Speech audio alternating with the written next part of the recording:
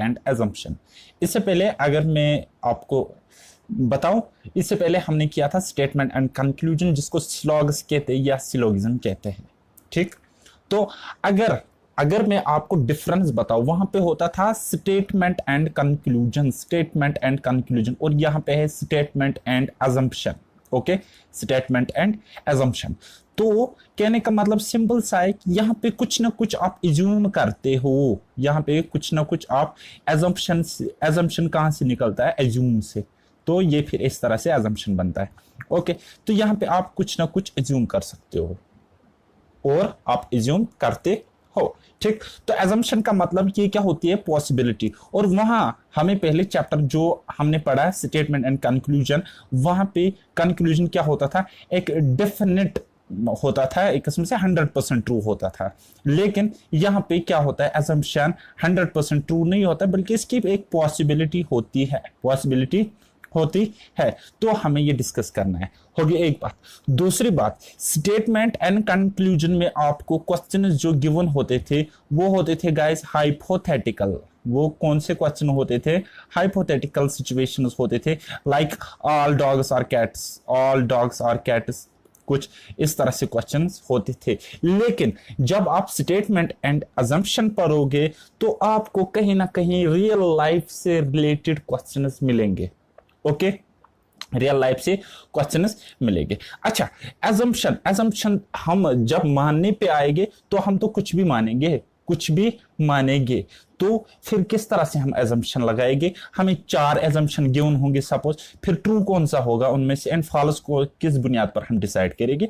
तो उस चीज को समझने की कोशिश करो गाइस, उस बात को समझने की कोशिश करो। ठीक, तो मानने के लिए वो कहते हैं ना, everything is possible, nothing is impossible, वो भी सच है। ठीक, everything is possible, nothing is impossible.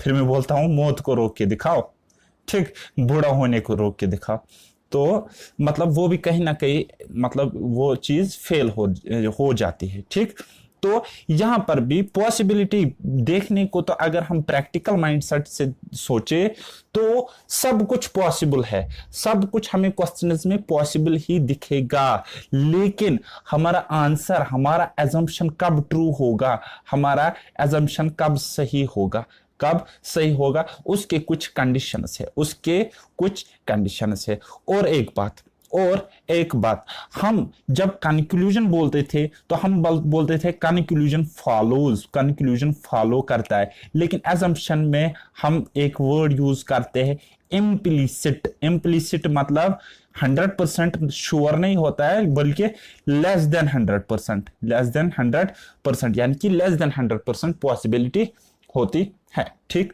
अच्छा, सारे एजम्पशंस ट्रू होते हैं एक्सेप्ट दो एजम्पशंस ट्रू नहीं होंगे, या 2 एजम्पशंस हमारे फेल होंगे। वो क्या क्या, एक जो हमारे स्टेटमेंट को कोई एजम्पशन अपोजिट करता होगा, अगेंस्ट होगा, स्टेटमेंट के अगेंस्ट अगर कोई ये एजम्पशन होगा तो वो हमारा रॉन्ग हो जाएगा, हमारा वो आंसर नहीं हो सकता है। और दूसरा एक एजम्पशन होता है जो होता है इलॉजिकल, तो वो भी इम्प्लिसिट नहीं करेगा। बाकी रिमेनिंग जितने भी एजम्पशन रहते हैं जो कि स्टेटमेंट के फेवर में होंगे, वो सारे ट्रू है, उनको हम इम्प्लिसिट लिख सकते हैं। ओके डियर स्टूडेंट्स, इतना समझ में आ गया। सपोज मैं कहूंगा कि किसी गाड़ी का एक्सीडेंट हो गया, तो मैं कहूंगा ड्राइवर ड्रंक था, ड्राइवर वाज ड्रंक।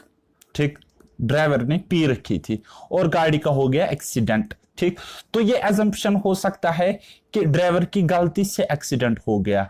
अगर मैं आपको बताऊंगा एक्सीडेंट इसलिए हुआ क्योंकि काली बिल्ली ने रास्ता काटा था, इसलिए एक्सीडेंट हुआ। अगर मैं ये एजम्पशन टिक करूंगा तो वो एजम्पशन गलत हो जाएगा। क्यों गलत हो जाएगा? क्योंकि हो सकता है ये भी सच हो सकता है, लेकिन ये स्टेटमेंट के फेवर में नहीं है। और ये एजम्पशन जो आपको मिल रहा है, काली बिल्ली ने रास्ता काटा था, ये एक इलॉजिकल एजम्पशन है, तो इसलिए ये गलत हो जाएगा। आई बात समझ? या मैं एक और एग्जांपल आपको समझाने की कोशिश करूंगा डियर स्टूडेंट्स, बस समझने की कोशिश करो, आप समझ जाओगे। देखो गाइस, सिंपल सा एक कंसेप्ट है, एक मिनट। क्योंकि दोस्तों क्या होता है कि रियल लाइफ की अगर हम बात करेंगे तो सारे एजम्पशंस ट्रू होते हैं, सारे एजम्पशंस सही होते हैं, हम मान सकते हैं, हम सारे एजम्पशंस को मान सकते हैं, क्योंकि ये अपना अपना नजरिया होता है। वो कहते हैं ना कि हर कोई अपनी जगह सही होता है, ठीक? तो हर एक एजम्पशन सही होता है, लेकिन हमें डील करना है इस चैप्टर के साथ, तो आपका नजरिया क्या होना चाहिए एग्जाम में, मैं आपको समझाने की कोशिश करूंगा। सपोज मैंने एक स्टेटमेंट दिया, क्या दिया? मैंने एक स्टेटमेंट दिया कि मेरा एग्जाम था, एंड जो एग्जाम के पेपर था, पेपर वाज वेरी हार्ड, ठीक? या टफ था, टफ या hard, paper was very difficult, hard, tough, what जो कहो, ठीक? तो पेपर बहुत टफ था।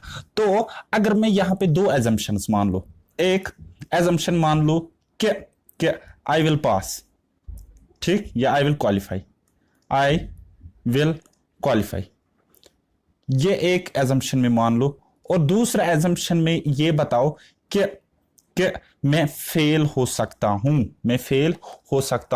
मैं क्वालिफाई कर सकता हूं, मैं फेल हो सकता हूं। देखो गाइस, ये बात तो मैंने नहीं कही ना यहां पे, ये बात तो मैंने यहां पे नहीं कही कि मेरा पेपर कैसा हुआ, मैंने ये कहा कि पेपर बहुत हार्ड था, बहुत मुश्किल आया था, ठीक? लेकिन मैंने पेपर कैसा किया, मैंने कैसा परफॉर्म किया, वो मैंने कुछ भी नहीं बताया यहां पे, ठीक? तो इस केस में मेरे अपनी पर्सनल ओपिनियन हो सकते हैं, मैं पास भी हो सकता हूं पेपर हार्ड होने के बावजूद, और मैं फेल भी हो सकता हूं क्योंकि paper was very difficult. Okay, so लेकिन हमें यहां पे देखना है कि इन दो एजम्पशंस में कौन सा फेवर में। अगर इसको हम ध्यान से देखेंगे कि ये बहुत ही मुश्किल पेपर था, तो दूसरा एजम्पशन यहां पे फेवर में हो जाएगा, और जो पहला एजम्पशन है ये यहां पे अगेंस्ट हो जाएगा। हालांकि प्रैक्टिकल लाइफ में, प्रैक्टिकली अगर हम सोचेंगे, रियल लाइफ में अगर हम सोचेंगे, तो पहला भी पॉसिबल है, ठीक? और दूसरा भी पॉसिबल है, लेकिन दूसरा एजम्पशन यहां पे इस गिवन स्टेटमेंट के फेवर में है, तो हम यहां पे कह सकते हैं ओनली एजम्पशन सेकंड इम्प्लिसिट। आई मेरी बात समझ? तो गाइस, ये चीजें आप याद रखो, दिमाग में अभी से फिट करके रखो कि अगर आपका एजम्पशन ऐसा है जिसके बारे में कोई भी बात स्टेटमेंट में गिवन नहीं है, तो वो इलॉजिकल एजम्पशन है, तो वो आपका ट्रू नहीं हो सकता, वो इम्प्लिसिट नहीं करेगा। एक बात।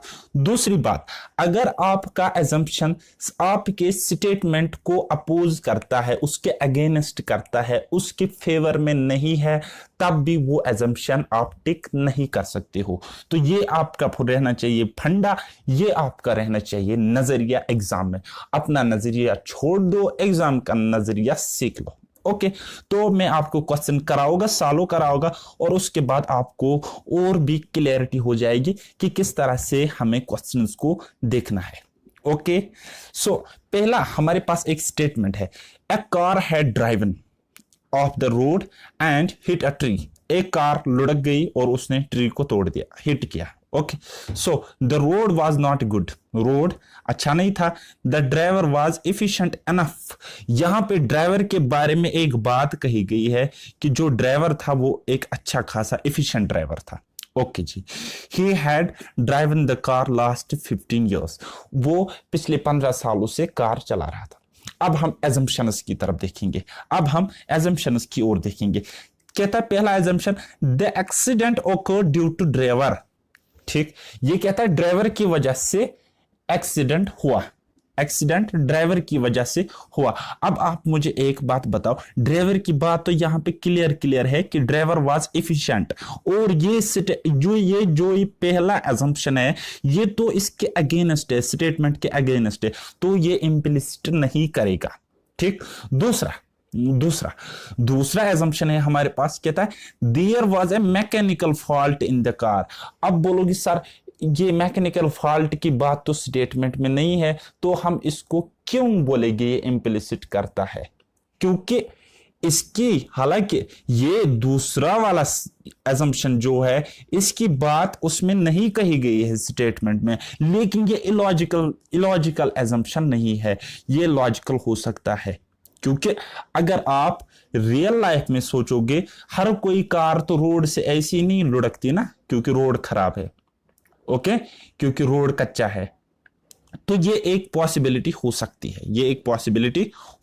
है, क्योंकि ये एक लॉजिकल एजम्पशन है। तो मैंने क्या कहा था, सारे एजम्पशंस ट्रू होते हैं एक्सेप्ट दो एजम्पशंस। कौन कौन से? एक जो स्टेटमेंट के फेवर में ना हो, और दूसरा जो लॉजिकल ना हो, यानी कि दूसरा ऐसा जो कि इलॉजिकल एजम्पशन हो। ओके, आई होप कि इतना आपको क्लियर हो गया। बढ़ते हैं नेक्स्ट क्वेश्चंस की तरफ और इनको हम सॉल्व करने की यहाँ पे कोशिश करेंगे। ओके, चलो जी, अब हम स्टेटमेंट्स देखेंगे और धड़ाधड़ क्वेश्चंस को सॉल्व करेंगे। ओके जी, चलो जी, पहला स्टेटमेंट पढ़ो फटाफट मेरे साथ।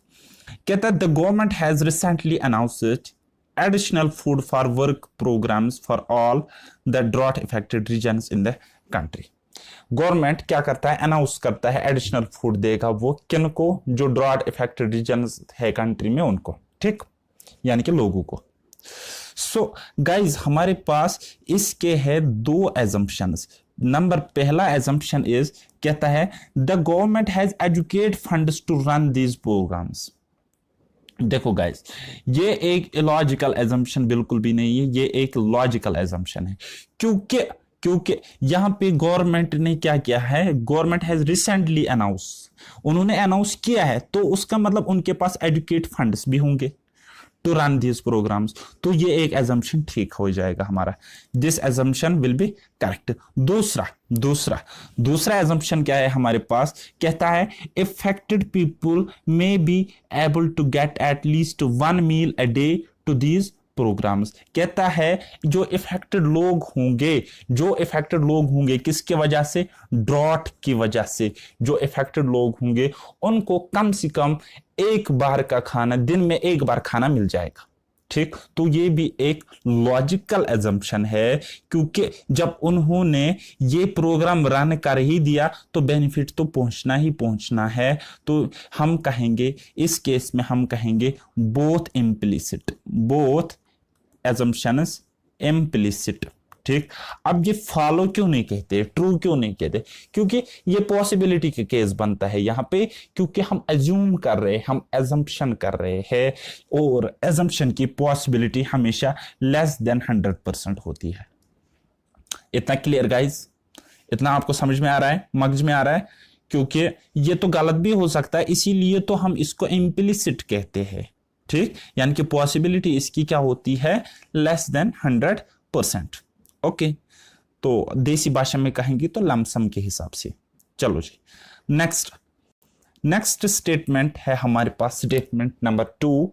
इसको समझने की कोशिश करो, बिल्कुल सिंपल सा स्टेटमेंट है, तो आप कर सकते हो, आराम से कर सकते हो, मुझे इतना कॉन्फिडेंस है आप पे।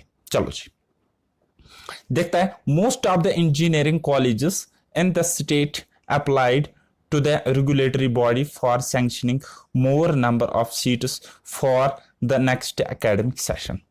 मीनिंग आपको इसकी समझ में आ गई? ठीक, कहता है most of the engineering colleges जो होते हैं, ठीक, तो apply to the regulatory body for sanction, ये अप्लाई करते हैं रेगुलेटरी बॉडी के लिए वगैरह वगैरह, number of seats for the next academic session के लिए। ठीक, इतना स्टेटमेंट आपको पढ़ना आता है, समझना आता है, तो ठीक, एजम्पशंस पर हम जाएंगे।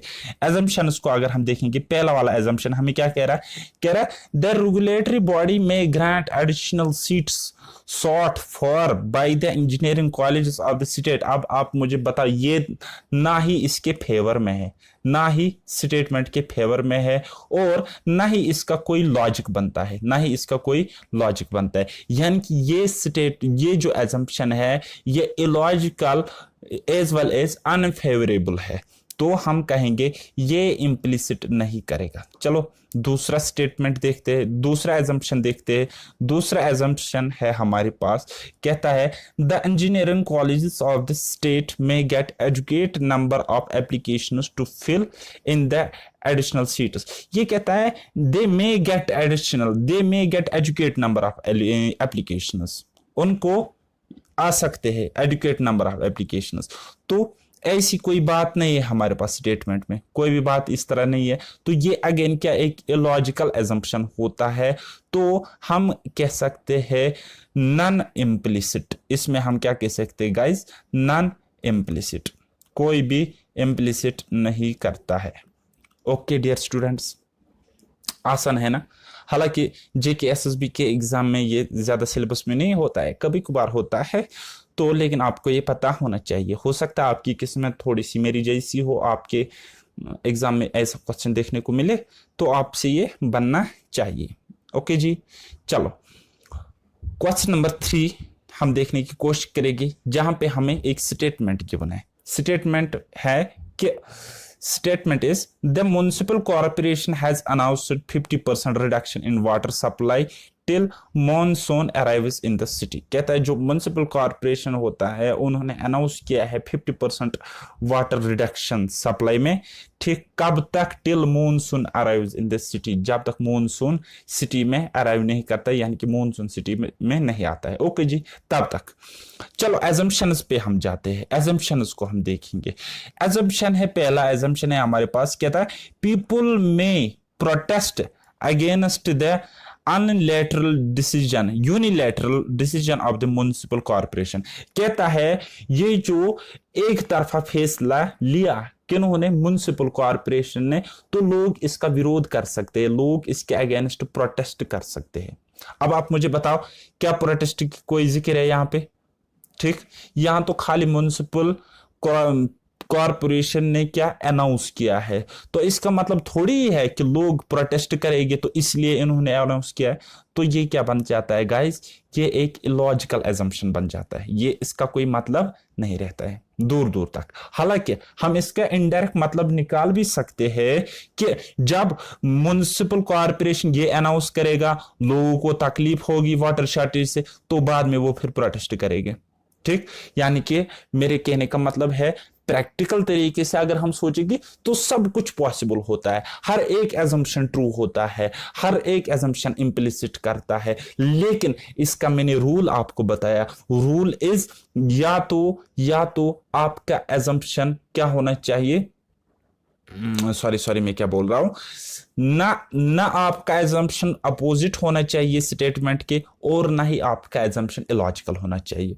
तो पहला ही हमने देखा अपोजिट भी है और इलॉजिकल भी है, तो ये इम्प्लिसिट नहीं करेगा। चलो दूसरा वाला एजम्पशन यहां पे समझने की कोशिश करते हैं। दूसरा वाला एजम्पशन इज, कहता है म्युनिसिपल कॉर्पोरेशन में reduce its taxes from the residents as it failed to provide adequate water. कहता है म्युनिसिपल कॉर्पोरेशन मत की पॉसिबिलिटी है कि वो शायद टैक्स को रिड्यूस करेगी, टैक्स स्ट्रक्चर को थोड़ा सा कम करेगी, क्योंकि वो एक सफिशिएंट अमाउंट में वाटर प्रोवाइड नहीं करा रहे हैं लोगों को।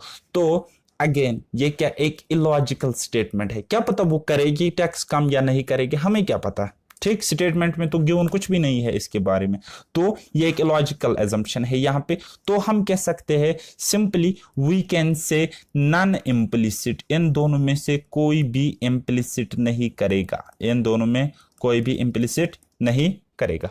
हालांकि अगर हम अब पॉसिबिलिटी ढूंढने की कोशिश करेंगे तो दोनों ही एजम्पशन पॉसिबल हो सकते हैं एक टाइम पर। ठीक, लेकिन मैंने आपको क्या कहा, rule is rule, don't break rule. Okay, तो क्या मतलब आपका एजम्पशन ना अपोजिट होना चाहिए और ना ही इलॉजिकल होना चाहिए। ओके जी, चलो नेक्स्ट क्वेश्चन, स्टेटमेंट नंबर 4।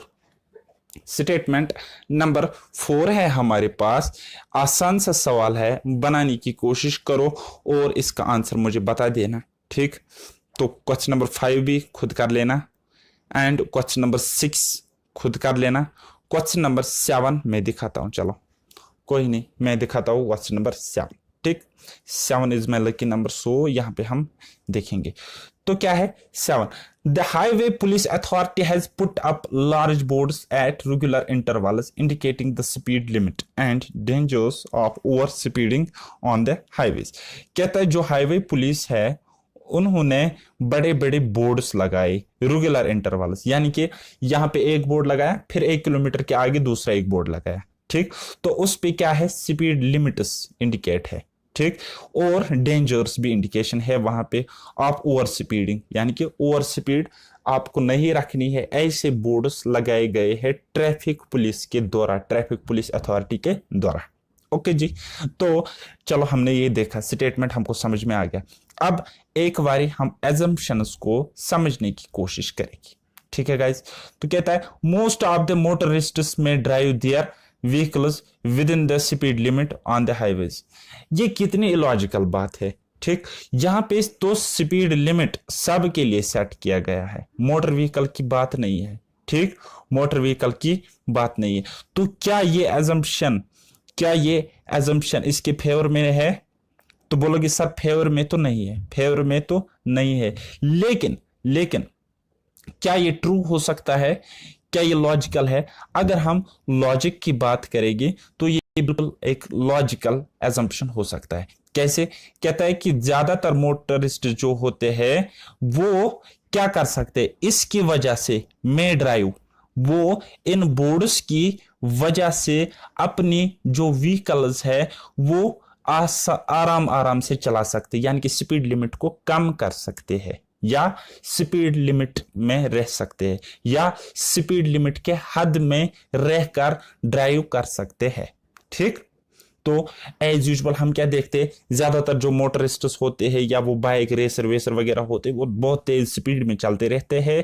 तो हो सकता है दिस इज लॉजिकल स्टेटमेंट, हो सकता है जो इन्होंने यहाँ पे बोर्ड्स लगाए हैं, ठीक, स्पीड कम करने के रिलेटेड, तो हो सकता है ये जो मोटरिस्ट्स है ये अपनी लिमिट में रहे, ये अपनी स्पीड लिमिट में ड्राइव करे।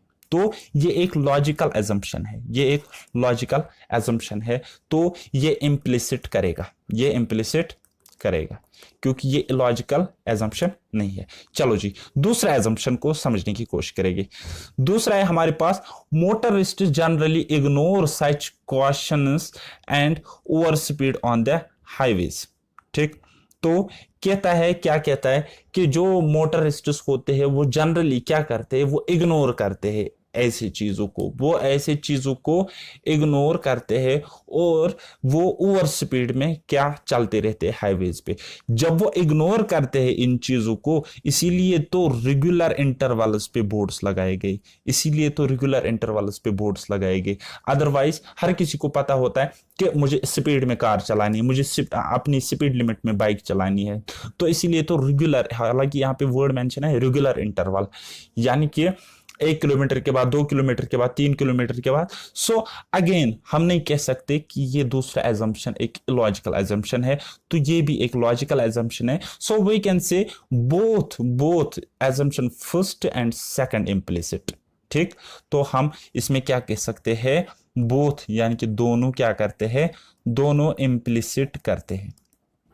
ओके जी, समझ में आया, मगज में आया। चलो जी, नेक्स्ट यहां है आपके पास, ये क्या हो गया, मैं कहां पे पहुंच गया, क्वेश्चन नंबर 16 कैसे आ गया? हाँ, इसका ऑर्डर थोड़ा सा चेंज हुआ है। चलो जी, 16 से ही हम पढ़ेंगे। ओके, चलो क्वेश्चन नंबर 16 है हमारे पास। कहता है because of the large number of faith holes in the road x reaching airport in time has become difficult. कहता है कि बहुत सारे पेथ होल्स है रोड एक्स, ये कोई रोड का नाम है एक्स, ठीक। सो इसकी वजह से एयरपोर्ट तक पहुंचना एक दुश्वारी है, डिफिकल्ट है एयरपोर्ट तक पहुंच जाना। ठीक है जी। तो एजम्पशन की तरफ एक नजर डालते हैं। कहता है एजम्पशन पहला, reaching airport in time may not be always necessary. कहता है एयरपोर्ट तक पहुंचना हर बार नेसेसरी, जरूरी नहीं होता है। अरे गाइस, एयरपोर्ट तो वही जाता है जिसको जरूरी होगा जाना। ठीक, तो ये एक इलॉजिकल एजम्पशन है, तो ये इम्प्लिसिट नहीं करेगा। दूसरा देखेंगे हम, दूसरा एजम्पशन क्या है, there is no other convenient road to the airport. ये हो सकता है, ये सही हो सकता है, क्योंकि ये इस स्टेटमेंट के फेवर में है। अब बोलोगे सर कैसे? क्योंकि बहुत सारे पेथ होल है एक्स रोड में, तो इसीलिए तो ये कहता है जब ये एक ही रोड एयरपोर्ट तक जाता होगा तो इसीलिए तो ये कहता है डिफिकल्ट हो जाएगा वहां तक पहुंचना। ठीक, अदरवाइज अगर दूसरा एक अल्टरनेट रोड होता तो ये क्यों बोलता हैज बिकम डिफिकल्ट। तो ये स्टेटमेंट के फेवर में है, कौन सा? दूसरा वाला एजम्पशन। तो इसको हम टिक करेंगे। सो हम कहेंगे ओनली सेकंड इंप्लिसिट करता है, ओनली सेकंड इंप्लिसिट। इतना क्लियर डियर स्टूडेंट्स? कहीं पे कोई दिक्कत, कोई शक? चलो जी, स्टेटमेंट नंबर नेक्स्ट जो कि आपका है 17th क्वेश्चन आपके पास है। स्टेटमेंट आपके पास कुछ इस तरह से है। क्या कहता है? Government need not spend even a paise to provide water tankers to the drought stricken localities in the state. कहता है गवर्नमेंट को एक भी पैसा खर्च करने की जरूरत नहीं है पानी पर। पानी किनको जरूरत है? जो लोकेलिटी में रहते हैं, जो ड्रॉट फेस कर रहे हैं।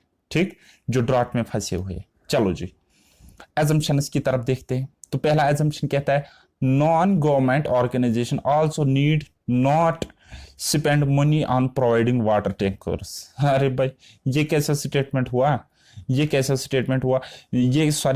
एजम्पशन हुआ? ये कहता है एनजीओज को भी कोई जरूरत नहीं है इन लोगों की हेल्प करना। ये तो इलॉजिकल बात है, क्यों नहीं है? यहां पर तो गवर्नमेंट को भी चाहिए था। ठीक, तो और हालांकि एनजीओ की कोई जिक्र नहीं है यहां पे, तो ये एक लॉजिकल एजम्पशन हो जाता है यहां पे। ठीक, तो दूसरी बात, water tankers can not overcome the water shortage of the drought stricken localities. ठीक, कहता है जो वाटर टैंकर्स होते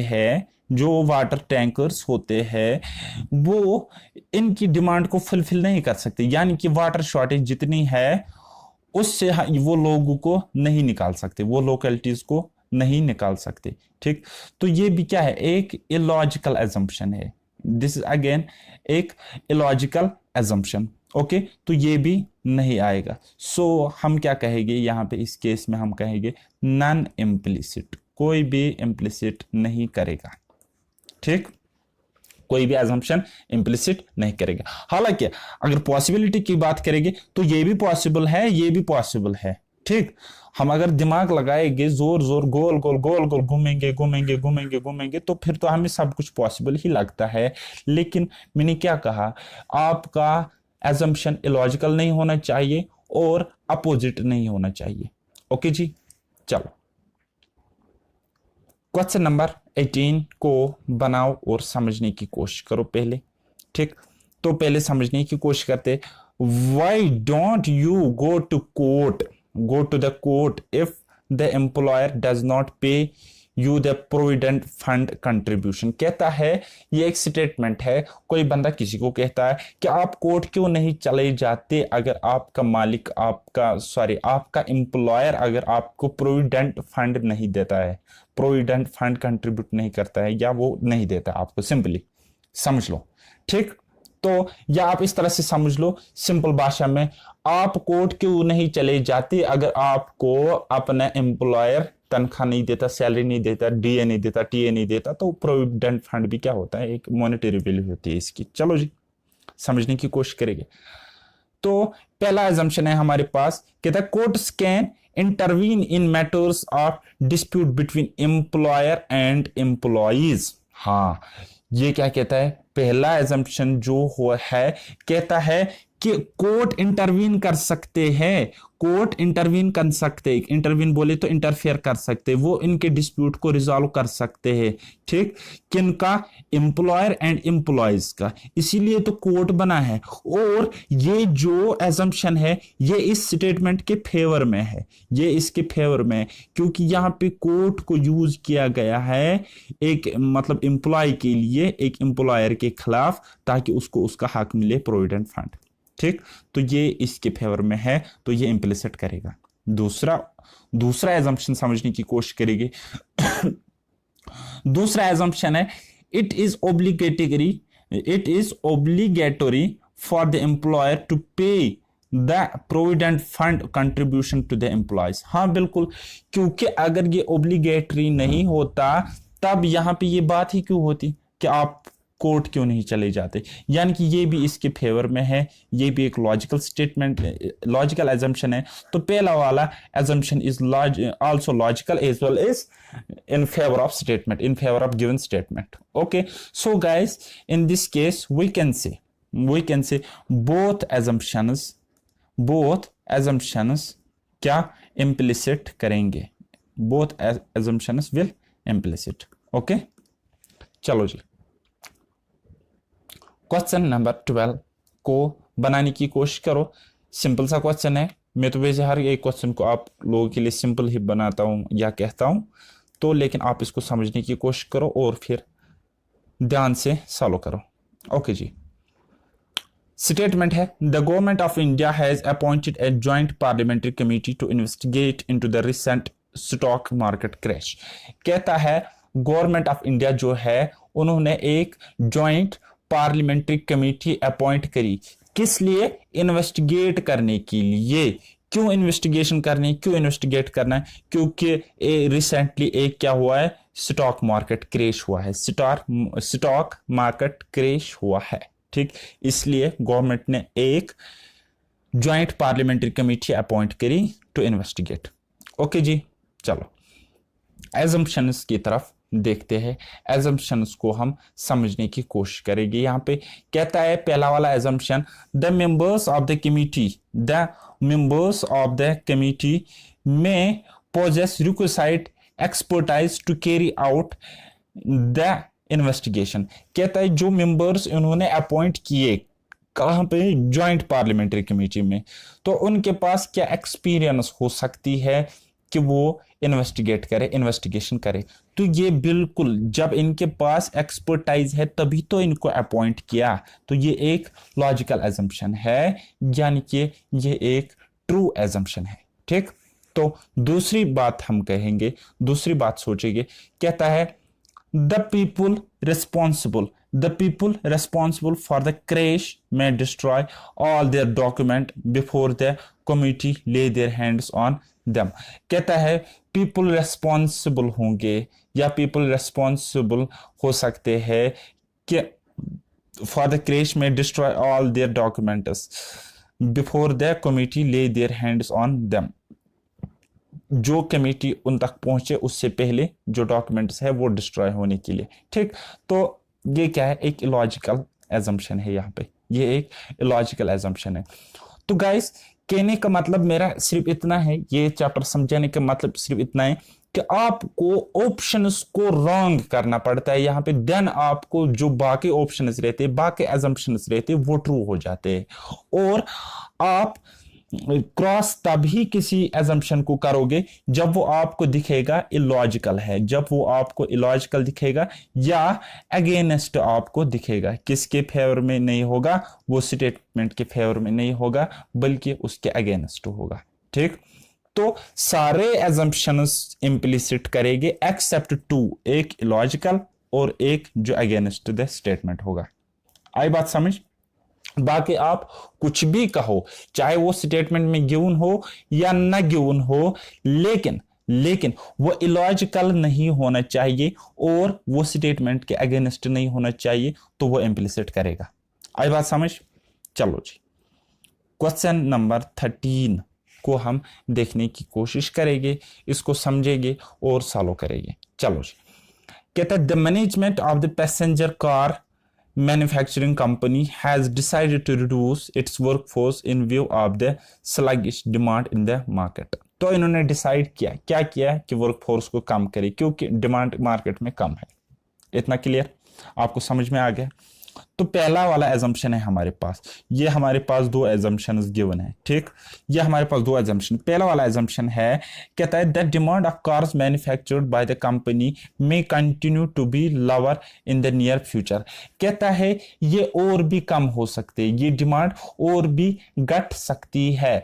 तो गाइस आप मुझे बताओ, यहां पे मार्केट की डिमांड जो थी, यहां पे जो डिमांड थी वो कम हो गई थी, तो फ्यूचर में पॉसिबिलिटी है ये कम हो सकती है। तो ये एक इलॉजिकल एजम्पशन नहीं है, तो ये इम्प्लिसिट करेगा, ठीक। तो हमें क्या करना है, चेक करना है कि क्या इन दोनों एजम्पशंस में कोई इलॉजिकल तो नहीं है, या कोई एजम्पशन स्टेटमेंट के अगेंस्ट तो नहीं है, स्टेटमेंट के अपोजिट तो नहीं है। ओके जी, चलो दूसरा वाला हम समझने की कोशिश करेंगे। दूसरा वाला, the company may be able to run its operation with the reduced workforce. कहता है जो कंपनी है, जो ये मैन्युफैक्चरिंग कंपनी है, ये हो सकता है ये मतलब लायक हो जाए, ये आराम से, ये अच्छे से और भी काम कर पाए वर्कफोर्स को कम करने के बाद, वर्कफोर्स को कम करने के बाद। सो अगेन ये क्या है, ये भी एक लॉजिकल एजम्पशन है, ऐसा पॉसिबिलिटी है। और अगर हम देखेंगे तो ये इलॉजिकल नहीं है, ये हो सकता है, ये एक इलॉजिकल एजम्पशन नहीं है। तो इस केस में ना ही ये दोनों ना ही अपोजिट है और ना ही ये इलॉजिकल है। तो दोनों से ये बच गए, दोनों अटैक से बच गए, तो दोनों इंप्लिसिट करेंगे, बोथ इंप्लिसिट। ओके जी, चलो क्वेश्चन नंबर 14 को यहां पे बनाने की कोशिश करो। सिंपल सा क्वेश्चन है, इसको खुद देख लेना और मैं यहां पे आपको क्वेश्चन नंबर 8 समझाने की कोशिश करता हूं। क्वेश्चन नंबर 8 को समझो।